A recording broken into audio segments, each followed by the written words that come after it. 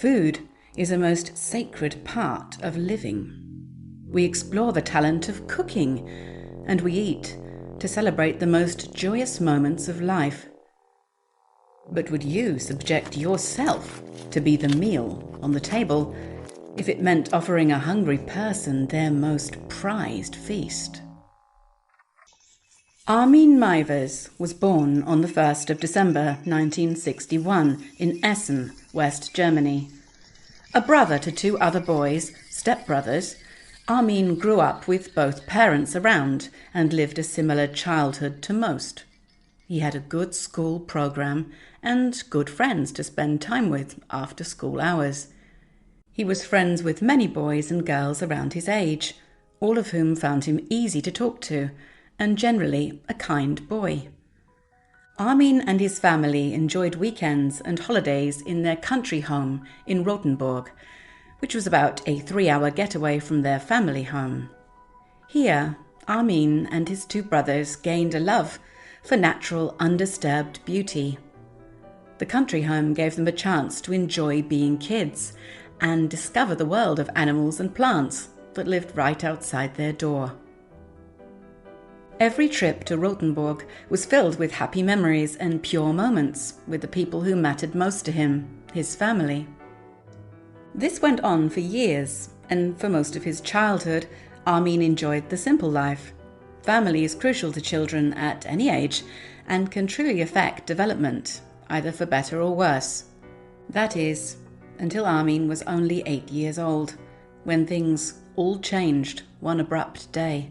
At the end of summer in 1969, Armin watched as his father packed his belongings into suitcases and walked right out of the front door without turning back for even a second to glance at the life he was leaving behind.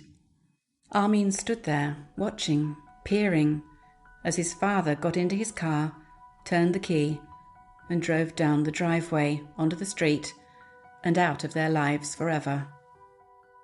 What seemed upsetting for any child quickly turned into a traumatic downfall for Armin. Not only did he lose his father, but his two older stepbrothers also left soon afterwards, moving on to live their own lives without him or his mother. Armin and his mother were left to fend for themselves, something that was difficult for them. The emotional strain left on Armin's mother was visible, and after 3 failed marriages, she was left to take care of her young son without the support of anyone. Left with no money after Armin's father stripped the bank accounts, she had no means to provide for her son, and it didn't take long for this physical lack to catch up with her weak mental state. After the abandonment, Armin was forced to make do with what he had, and that left him with not much more than his childlike imagination. Armin's mother lived locked up for many years after the divorce, and she led a life of fantasy with her son. She would force Armin to dress in medieval costumes and partake in her strange coping mechanisms as her mental state worsened. She was controlling of Armin and didn't allow him to make a single decision of his own for many years of them living together. Armin was effectively a slave to his mother and had no independence growing up, which might explain why he turned to creating imaginary friends to solve the problems of his loneliness. He spent many years around the age of 8 creating an imaginary younger brother who saved him from his dark days of being locked up at home. For many years, this brother was a way for Armin to have a friend to be with and confide in, making his days much less lonely. He was able to feel like he had a real friend who liked spending time with him, which was something he lost as his mother got more controlling and let him out of the house less frequently. But as he grew older, this imaginary brother turned into something more, some way for Armin to release his urge for romantic desires that were building up over many years.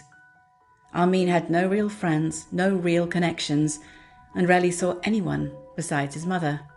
Armin needed another way to feel close to people, a way he could satisfy his needs and make friends who allowed him to feel whole again. Armin had a desire for a bond so deep it could only be met by going past physical relationships that satisfy most individuals' cravings. Armin needed to feel more connected, closer to the soul of those with whom he loved and shared intimacy with.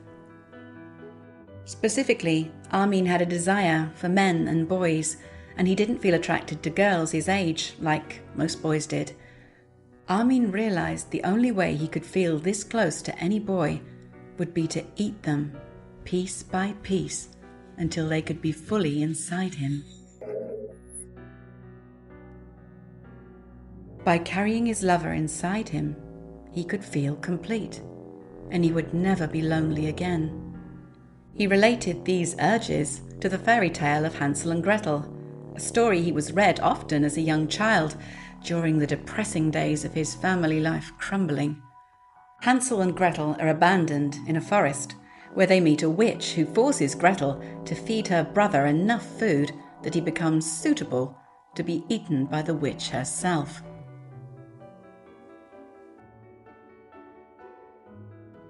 Armin, however, never acted on these urges, and he never had an intention to act out of soul, impulse, or need. He was not a killer, and he did not want to hurt anyone, especially those he loved most. Armin fantasized about a devoted man handing himself over, ready to be indulged in, as a sincere form of respect and love for Armin himself. Armin wanted to be adored so dearly that his lover would volunteer to be eaten alive, and this was a desire that Armin frequently imagined as a young teenager.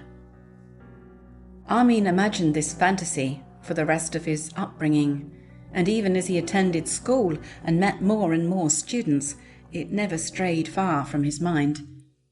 After school, Armin joined the army for more than a decade, 12 years to be exact, where he made his way through several promotions and was well recognized by those around him.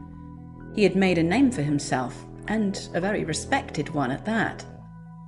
This experience may have healed some of the trauma caused by his mother, allowing him to make good friends and socialize normally with people for possibly the first time in his life. His cannibal impulses slowed down, and he was happy. For a short time, Armin even carried on a relationship with a woman, Petra. Armin and Petra met through a marriage agency, and they seemed to be off to a good start. His mother, however, gave no blessing to the couple, and Armin had to leave Petra in order to obey his mother's terms. Armin continued to feel controlled by his mother until she passed away after a fatal car accident in 1996. Armin was left to fend for himself, but most importantly, to deal with his compulsive obsessions and fantasies that had followed him for nearly his entire life. After the death of his mother, Armin felt free to move on and begin his own life on his own terms. Armin became a computer repair technician, where he made his own money and maintained the old family country house on his own. He had a normal life, a life where he sailed on the weekends and rode horses with friends living nearby. He and his neighbour, Nicole, had a friendly relationship and got along quite well. Armin used to babysit her 4 young children when she was out of the house, and they had a trusting community where everybody looked out for each other. However, this was Armin's first experience as an adult who had the power to make all the decisions in his life. He spent his evenings engaging in internet culture and exploring the power of chat forums and discussion groups under anonymous names. Aside from zombie movies, Armin watched animal slaughterhouse films every night until he came across something he liked even more. When Armin read that other people online were into talking about cannibalism too, he knew he was in the right place. Armin found groups online that spoke about cannibalism fetishes just like his. One site, known as the Cannibal Cafe, was filled with people who spoke about everything Armin had imagined inside his head. After discovering the forums, Armin indulged in them. At first he took them lightly and assumed not everyone there was like him. But after frequenting the chat rooms and keeping up to date with new posts, Armin became more and more entranced by what he was seeing. These people were just like him, and were admitting to the same desires he had suppressed for so long after feeling ashamed for his fetishes. There were hundreds of people on the site, many offering for themselves to be eaten, something Armin never thought could be true. He'd finally found a place that could make these feverish dreams come true, and it was right in front of his eyes. Armin began to reach out to people on the forum and respond to people who were reaching out to him. Using his alias, Frankie, Armin met men online who were attracted to his fetishes and shared similar desires. They spoke about what each craved and desired the most, what they were looking for through meeting up with a partner. Most of these people were uninterested in what Armin was searching for, and the same went for him. People reached out to him with proposals for scenarios he had no interest in, and he saw that it would take some time to weed through the conversations and find a perfect match. He posted active ads on the site, some of which listed what he was looking for: a normally built 18 to 25-year-old man who wanted to be slaughtered and consumed. His first encounter was with a chef who was offering for Armin to pretend to kill and eat him. Another group member asked him to pin papers on him with names of meat as a way to build sexual desire and attraction. But none of this was enough for Armin, and he wasn't into the pretending or the simulations. He wanted and needed it to be real, and most importantly, he needed consent from the other side. He was no killer, and this was only going to happen if he could somehow find someone who was more than willing to volunteer as dinner. No one met these needs until Armin met a man named Bernd. Bernd Jürgen Armando Brandes was a 43-year-old man who worked as an engineer in Berlin. Bernd also had had a traumatic past that allowed him to bond with Armin about their failed childhoods and horrible memories. Bernd's mother took her life when he was only 5 years old, and he grew up with a fading and shallow relationship with his father. Many years down the line, when Bernd expressed to his father that he was gay, whatever was left of their sorry relationship quickly deteriorated. They no longer spoke or kept in touch, and his familial relationships were all history. Now, living alone as an adult, Bernd lived two lives, similar to Armin, one as a successful businessman, and one as an explorer of his sexual nature in pursuit of his true passion. A male prostitute who spent much of his time serving Bernd attested to his desire to feel pain and claimed his biggest fantasy was to have his penis ripped off with one bite. When Bernd reached out to Armin, his text read, "Your dinner," and offered him the chance to eat him alive. To Armin, who had dreamt of this for so long, that text was undeniable. It didn't take long for the two to connect via their online chats, and before long, they were anticipating meeting in person to see their dreams come to life. On the 9th of March 2001, Bernd and Armin met at the Kassel train station, a few hours' drive from Rotenburg. Armin picked Bernd up and took them both back to his country house, where the action soon began.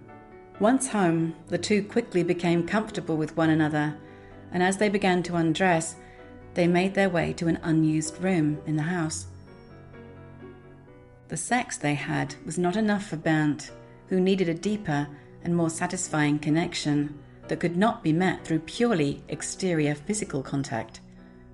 Bernd, getting frustrated and anxious to increase the tension and connection between the two, accused Armin of being, quote, too weak to go any further and to continue the sensations they had already spoken about online.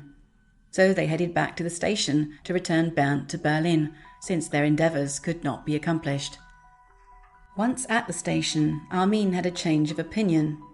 He had been hoping for this for so long, and he craved what Bernd was offering him after waiting for years. Armin begged Bernd to stay and told him that he'd changed his mind and that he wanted to go back to his home to complete their task. On the way back, the two men purchased sleeping pills so they could separate Bernd's body parts without struggle. Back at Armin's home, the two spent hours speaking about what they were going to do. But this was taking far too long, and Bernd was angry that Armin would not just go ahead and do what they'd wanted. Bernd snapped, and he yelled at Armin to get on with it and begin the process. The plan had already been decided. The men were going to use a set-up video camera to record everything from a wide perspective, so Bernd could watch his facial expressions after he was cut.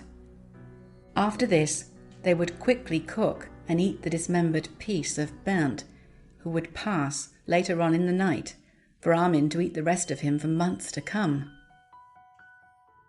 Once they had begun, they would have no choice but to keep going.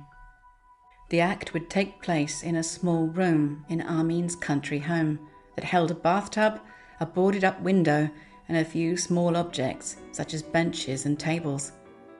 At 6:30 p.m, Armin was preparing to cut off Bernd's penis. He used a knife, which ended up being too dull to cut through after a failed first attempt, and so he exchanged it with something sharper from the kitchen. Then he sliced the entire piece off, which led to rapid bleeding, and Bernd let out a scream of pain.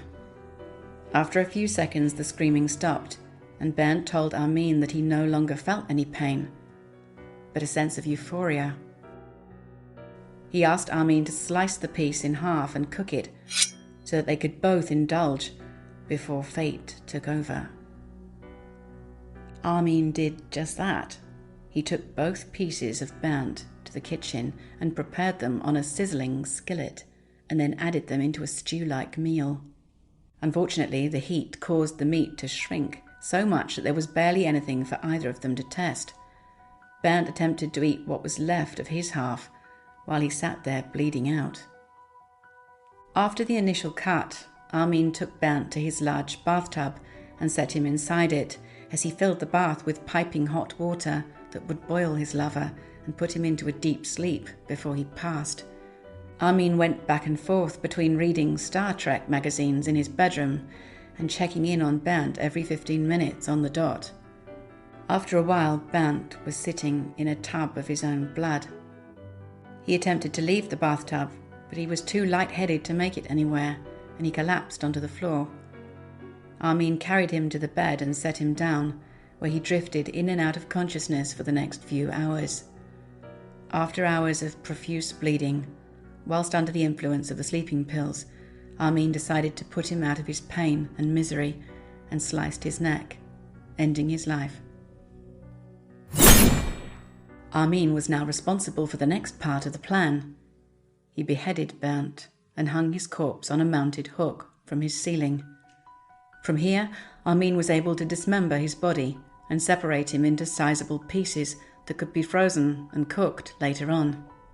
He washed and froze each part, storing them in a false bottom under his freezer, and over the next 10 months, Armin would eat over 53 pounds of Bernd's flesh.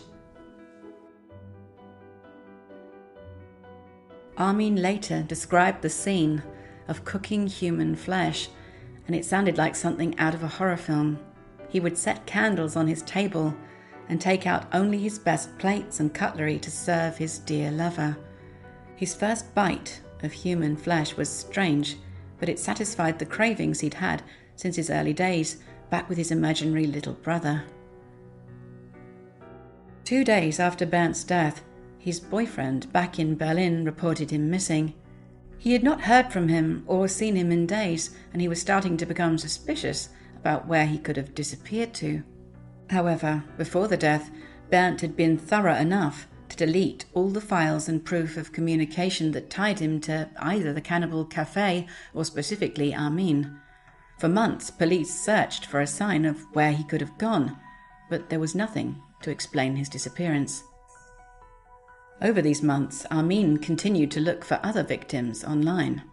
There were other offers that were given to Armin throughout his journey of seeking out a willing victim, some of which were even too gruesome for him.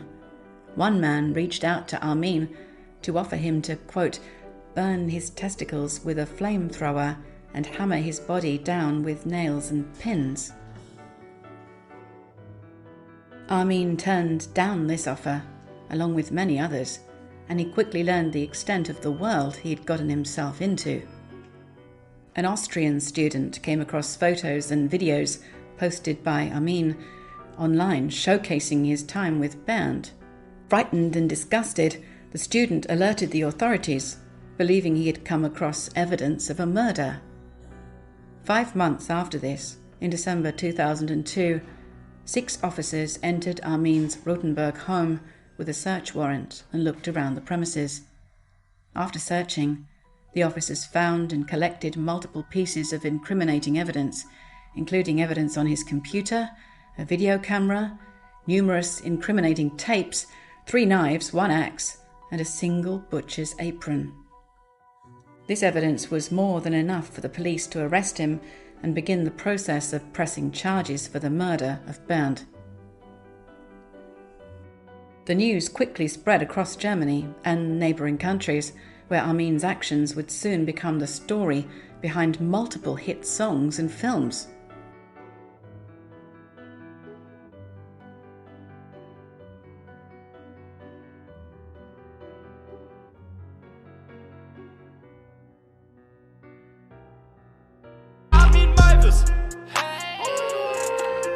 Free Armin Meiwes. Armin Meiwes.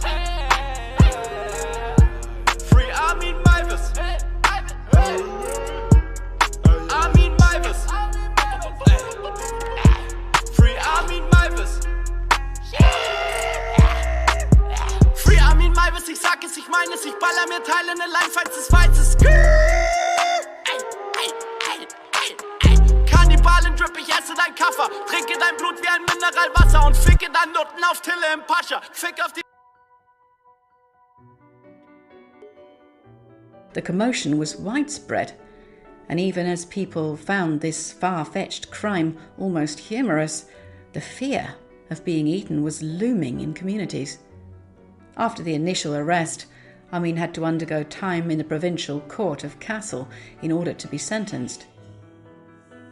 Throughout this trial, the evidence made a complex case that was not easy for the judge to wrap his head around. Germany had no laws against cannibalism, so what Amin was doing was not entirely illegal. Plus, as Amin continued to claim that Bernd was a willing victim, there was a decision to be made about whether Amin should even be tried with murder charges. During the court trial, 19 minutes of the 4-hour tape was shown to the jury and visitors sitting in. The horrific and gory images were shown in order to lay out all of the evidence that took place in what would become known as the slaughter room.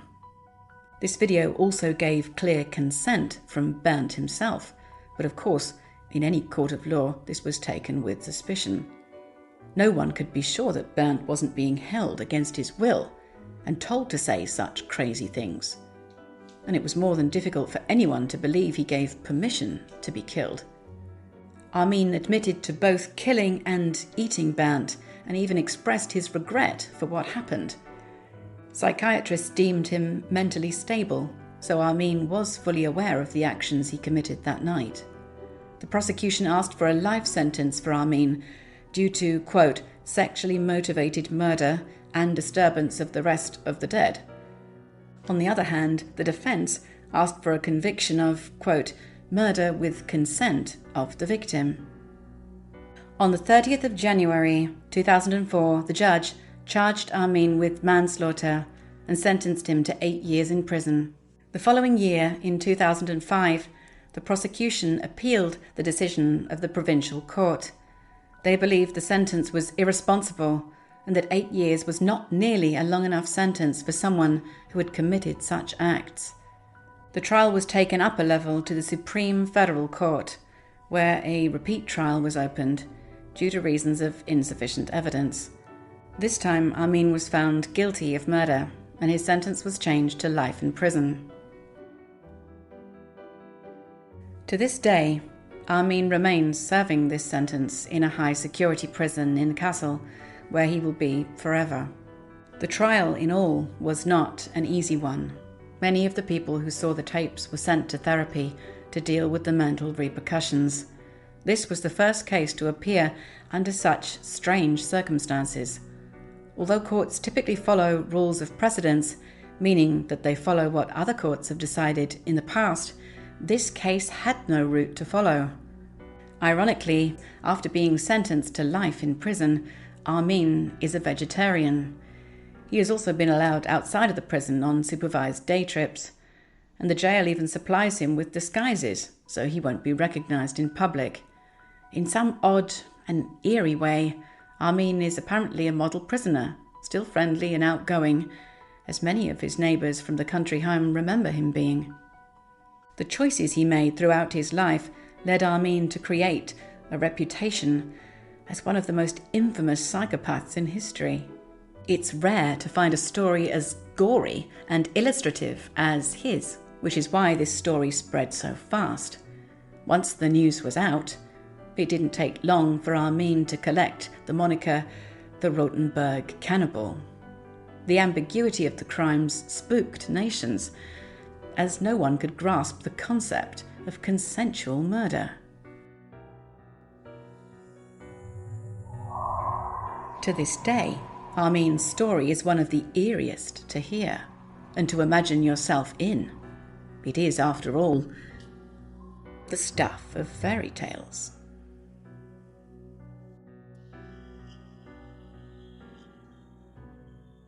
Thank you for watching this video. I hope you found it interesting. If you'd like to support me and help this channel grow, please take a second to like and leave a comment. And do subscribe if you'd like to see similar videos in the future. Until then, take care, and I'll see you in the next one. Bye.